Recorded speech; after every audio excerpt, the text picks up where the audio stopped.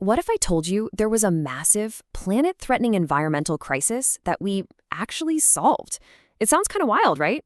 Well, today we're diving into the incredible story of how the world came together to fix a giant hole in our atmosphere, and, more importantly, what that amazing victory can teach us about the fight against climate change today. So, let's rewind the clock to the 1980s. While everyone was listening to synth pop and playing the first Nintendo, a group of scientists made a discovery that was, frankly, terrifying. They found out that Earth's sunscreen was breaking.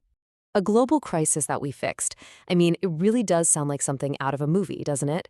But this one's true. And it all started when we realized there was a huge hole in our planet's most important protective shield. Okay, so the best way to think about the ozone layer is exactly like this. It's our planet's built-in sunscreen. It's this super thin shield way up in the atmosphere, and it is absolutely essential for life. It blocks most of the sun's nasty UV radiation, the kind that causes skin cancer, cataracts, and can even wreck the crops we need to survive. And then, boom, 1985, the news breaks, scientists confirmed that our planetary sunscreen was failing. A massive hole had opened up over Antarctica. In just 10 years, nearly half the ozone there was just gone. This created a really simple, really powerful, and honestly, a super scary image of a planet in big trouble. So faced with this very clear, very present danger, what happened next was, well, it was unprecedented. For the first time ever, the entire world actually came together to solve an environmental crisis. The bad guys in this story were a family of man-made chemicals, especially these things called chlorofluorocarbons, or CFCs. Down here on the ground, they were miracle workers, totally harmless to us and super useful in everything from our refrigerators to our hairspray cans. But way up in the stratosphere, they were an absolute wrecking crew, tearing ozone molecules apart. And what's amazing is that the world didn't sit around and debate for decades. In 1987, the Montreal Protocol was created. People still talk about it as one of the greatest ecological victories in human history because, get this, every single country on Earth signed it. They all agreed to get rid of these chemicals. Now, the protocol wasn't some one-and-done deal. It was designed to be a living, breathing agreement.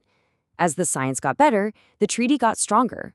They kept amending it to speed things up and tackle new chemicals that popped up along the way. And the results? They were just incredible. You can see it right here. The moment the world decided to act together, the production of these ozone-killing chemicals just fell off a cliff. In less than 20 years, it went from over 1 million tons down to basically zero. But look, this isn't just about chemistry in the sky. This is about saving lives. The UN estimates that because of this treaty, 2 million people are saved from getting skin cancer every single year. 2 million. That's the real impact. But, as with any good story, there's a plot twist. It turns out that in solving one massive problem, we unintentionally helped create the next one. So, you see, industries had to replace all those CFCs they were using, right? They needed a substitute. And they found one pretty quickly in a new group of chemicals called hydrofluorocarbons, or HFCs.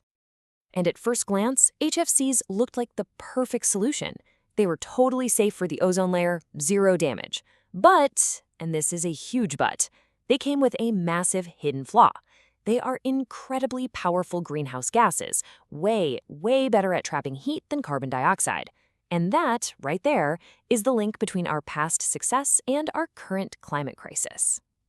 So that brings us right to today, to the much, much bigger and way more complicated challenge we're all facing now, the complete transformation of our global energy system. This chart right here really tells the whole story.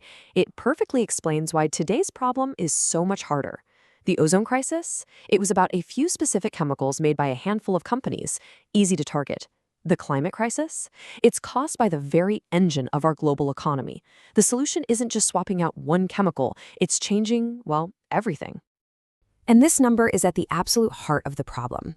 Even with all the amazing progress we've made in solar and wind, a staggering 80% of all the energy the world runs on still comes from burning fossil fuels, coal, oil, and natural gas. So in a world this complicated, with a problem this big, where do we even start?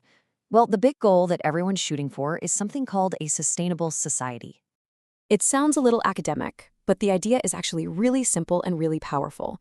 It's about making sure that the way we live today doesn't screw things up for our kids and grandkids. It's about building a world where future generations can thrive too. A really useful way to think about this is with the 3 Ps. A truly sustainable world needs a balance between all 3. You need to care for people, making sure society is fair. You have to protect the planet, obviously. And you need profit, because a healthy economy is what makes the other 2 possible. It's like a 3-legged stool. If you kick one leg out, the whole thing falls over. But finding that balance is so incredibly hard because of the insane level of inequality in our world. Just let this sink in. A tiny fraction of the global population is using up the vast majority of our planet's resources. That makes finding a fair solution for everyone a massive, massive challenge. And all of this brings us right back to where we started. What can that victory from the 80s, the story of the ozone hole, really teach us about our planet's future? When you look back, the ozone crisis had the perfect recipe for success. You had a villain that science could clearly point to. You had a simple, powerful message, a hole in our sunscreen. There were only a few companies to deal with, and we had affordable replacements ready to go.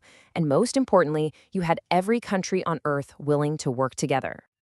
And that is the crucial point to take away from all this. The Montreal Protocol is so much more than a history lesson. It's a blueprint. It's proof. It's undeniable evidence that when we are faced with a clear threat, humanity is capable of uniting to save ourselves. We have done it before. The only question left, the one that will define our century, is, can we do it again?